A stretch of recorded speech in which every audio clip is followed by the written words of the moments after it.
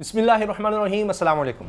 मौलाना तारिक जमील और इमरान खान साहब की दोस्ती और इनके बयानात और इनकी मुलाकातें मुसलसल खबरों में हैं। हाल ही में फिर बहुत बड़ी कंट्रोवर्सी जनरेट हुई।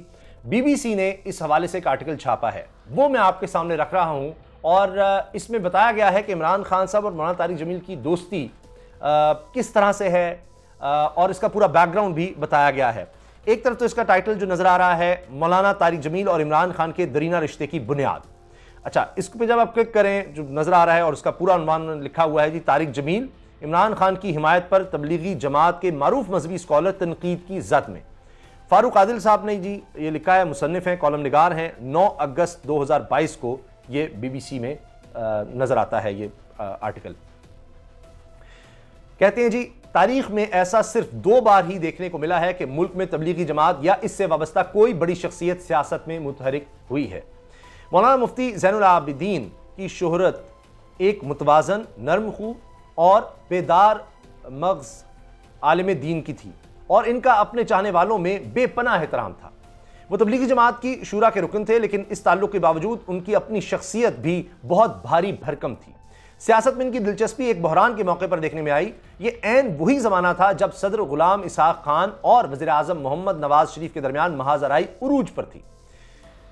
भड़कती हुई इस आग पर पानी डालने के लिए कई शख्सियात मुतहरिक हुई, इनमें एक मुफ्ती ज़ैनुल आबिदीन भी थे।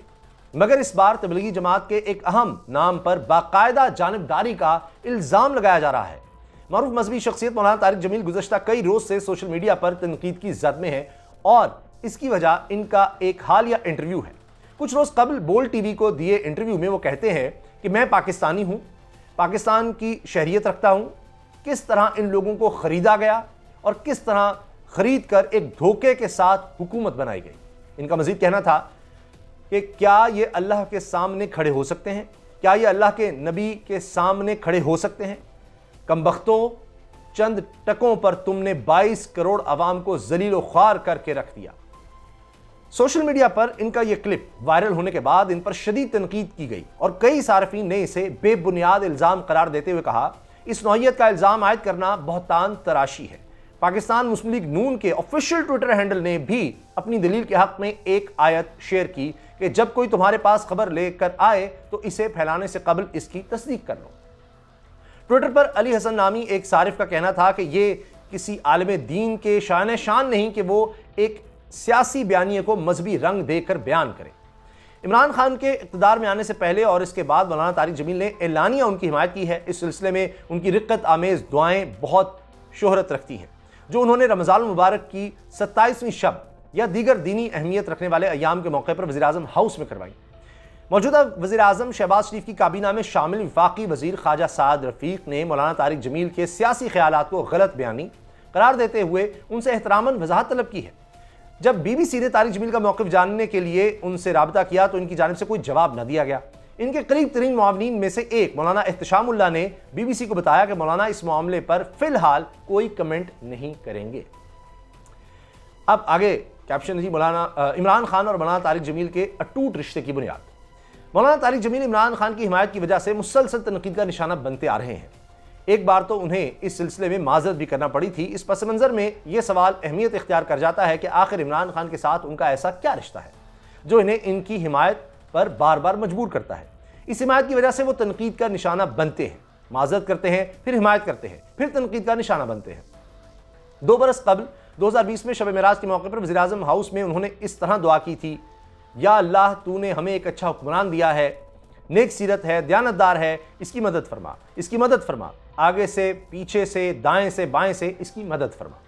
दुआ के इस अंदाज पर उस मौके पर भी मौलाना तारिक जमील को शदीद तनकीद बर्दाश्त करना पड़ी थी, लेकिन इस बार तनकीद का दायरा और उसकी शिद्दत ज़्यादा वसी है। गुज़श्ता साल इनसे इंटरव्यू में भी मैंने इनसे यही सवाल पूछा था। इनका जवाब था कि वैसे तो बहुत अरसे से हमारी सलाम दुआ है, लेकिन बतौर वज़ीर आज़म जब इमरान खान ने मुझे बुलाया और कहा कि मौलाना मैं चाहता हूं कि मेरे नौजवान अपने नबी करीम सल्लल्लाहु अलैहि वसल्लम के साथ जुड़ जाएं और इनकी ज़िंदगी को अपनाएं, ये बात इससे पहले मुझे किसी हुक्मरान ने नहीं कही। इनका मजीद कहना था कि इमरान खान ने बतौर वज़ीर आज़म पहली मुलाकात मुझसे कहा था कि मैं चाहता हूं कि मैं आपको कॉलेजों और यूनिवर्सिटियों में भेजूं और आपके बयान कराऊं। मुस्तकबिल में इमरान खान कामयाब होता है नहीं, वो एक अलग मामला है, लेकिन मैं इसकी सोच से बहुत मुतासिर हुआ हूँ। यानी ये बात जो लिखारी हैं, जो जिनका कॉलम है, उनसे खुद मौलाना तारिक जमील साहब ने कही। तो आगे लिखते हैं जी, ताहम इनका मजीद कहना था कि हुक्मरानों से इनका रब्त ज़ब्त किसी फ़ायदे या मफाद के लिए नहीं, बल्कि इसकी वजह कुछ और है। हुक्मरानों को नसीहत करने की जिम्मेदारी भी तो उलमा पर आयद की गई है। मैं इसीलिए इनसे मिलता हूँ। इमरान खान से ताल्लुक़ खातिर और मुलाकातों के पसे पुश्त भी मेरा मकसद हमेशा यही रहा है। तबलीगी जमात से इखराज की अफवाहें, ये भी कैप्शन है जी, ये भी हेडिंग है। मौलाना तारिक जमील के हालिया इंटरव्यू पर बड़े पैमाने पर जो रद्द-ए-अमल सामने आया है, इसमें कई बातें दिलचस्प और तवज्जो तलब हैं। समाजी राब्ते की वेबसाइट ट्विटर पर तबसरा करते हुए एक सारिफ मोहम्मद रियाज लिखते हैं, पता नहीं मौलाना को क्या हो गया है, क्या मजबूरी है उनकी, सारी कौम उनकी इज्जत करती थी, इनके बयानात को सुनती थी, खामखा उन्होंने खुद को मुतनाज़ा बना दिया है। वसीमुल्लाह खामोश ने अपना तबसरा मुसलमान उलमा की तरफ से हुक्मरानों से दूर रहने की रविश को मकबूल तुर्क ड्रामे और तुगरल के एक मकबूल किरदार और सूफी मुहियुद्दीन इब्न अल अरबी के ताल्लुक से किया है। कभी देखा नहीं कि अल अरबी तुगरल के घर खुद हाजिरी देने गया हो। यह तबसरा इसलिए ज़्यादा मानी खेज हो जाता है कि इमरान खान इस ड्रामे को पसंद करते हैं और उनकी वजारत उज़्मा के दौरान में ही उर्दू डबिंग करके इसे पाकिस्तान टेलीविजन पर दिखाया गया था। एक और सारिफ ने सवाल किया, इमोशनल दुआ का टाइम क्या रखा गया है। एक और सारिफ इकरामुल्लाह नसीम का ट्वीट बहुत वायरल हुआ है। अपने ट्वीट में उन्होंने इंकिशाफ किया है कि मौलाना तारिक जमील को तबलीग जमात की शुरा से माजूल कर दिया गया है। मौलाना तारिक जमील की तबलीग जमात से इखराज की बातें पहली बार नहीं हुई। इकरामुल्लाह नसीम की ट्वीट के अंदर तहरीर से महसूस होता है कि यह इखराज माजी में किया गया होगा, और वैसे भी तबलीगी जमात एक ऐसा मजहबी गिरोह है जो अपने मामलात ज़राए इब्लाग पर लाना मुनासिब नहीं समझता। इसकी तरफ से मुतनाज़ा मामलात पर कभी कोई वजाहत भी जारी नहीं की गई। मौलाना तारिक जमील फाउंडेशन के चीफ एग्जीक्यूटिव मौलाना एहतशामुल्लाह ने इस नौइयत की अफवाहों की तरदीद की है। वो कहते हैं कि तारिक जमील तबलीगी जमात की मरकजी शुरा के रुकन कभी नहीं रहे, इसलिए यह सवाल ही पैदा नहीं होता कि इन्हें निकाला जाए।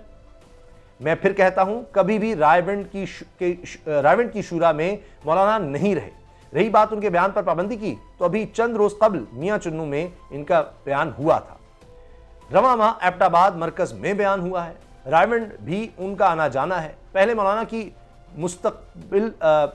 मुस्तकिल तरतीब थी, वो कसरत से जाते थे। अब जब उनकी तबीयत बेहतर होती है वो जाते हैं।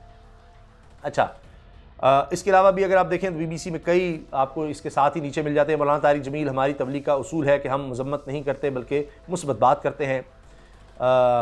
बड़े होकर क्या बनोगे मौलाना तारिक जमील का कोविड-19 से सेहतयाबी के बाद पैगाम, मुझे पता नहीं था कि कोरोना होता क्या है, खुदा का वास्ता एहतियात करें। फिर मोहम्मद हनीफ का कॉलम, मौलाना तारिक जमील हमारा स्ट्रेटेजिक असासा। तो इस तरह से नीचे भी ये कॉलम मिल रहे हैं। लेकिन अगर आप नोट करें इस सारे कॉलम में बहुत से लोगों ने इनके हक़ में भी बात की होगी, वो नहीं नज़र आ रही। तो इसलिए लगता यह है कि सिर्फ एक तरफ से अपना मौक़िफ़ पेश कर दिया जाता है और वही ट्विटर पर जो लोग मौलाना तारिक जमील पर तनकीद कर रहे हैं या मुस्लिम लीग नून तनकीद कर रही है तो उसको शामिल किया जाता है। दूसरी तरफ से अगर उनके हक़ में कोई बात कर रहा है तो वो कहाँ है। और फिर मियाँ नवाज शरीफ साहब जब बुलाते हैं, काबीना के इजलास में बुलाते रहे जब वज़ीर आज़म थे, और मौलाना तारिक जमील को शरीफ ख़ानदान जब बुलाता रहा है, कुलसूम नवाज साहिबा के जनाजे में जब बुलाया गया, जनाजा इनसे पढ़वाया गया, तो तब क्या था, तब क्यों नहीं तनकीद की गई, तब इस तरह की बातें क्यों नहीं की गई। तो बात यह है कि जब कोई भी शख्स जो है वो आपकी तरफ ना हो, दूसरी तरफ चला जाए, तो फिर लगता है कि तनकीद का दरवाज़ा ज़्यादा खुल जाता है। बाकी आप अपनी राय का इज़हार कमेंट सेक्शन में ज़रूर कीजिएगा। इजाज़त दीजिए, अल्लाह हाफ़िज़।